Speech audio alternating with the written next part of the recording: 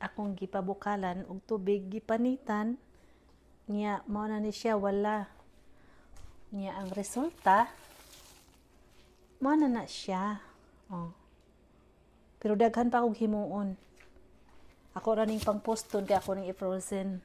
So, mao na niya nga ako ang tanawan niya. Diba, mao man na sila. Kauban na sa ako ang pamupo ganinang buntag.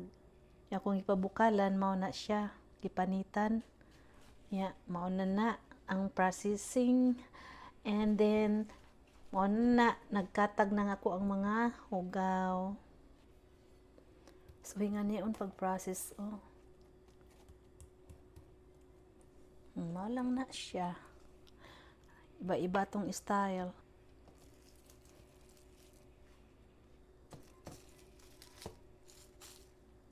Kini dako ni kaayo, oh.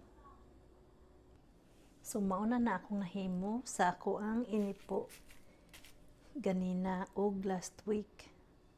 Pero di na sila tanan akong gihimo yung ana tapos pinabilin ka akong ihatag sa akong amiga. So, mao na, di ba? Worthy kaayo ang ako ang kahago. Kay magyam-yam na ta ini kahuman ani.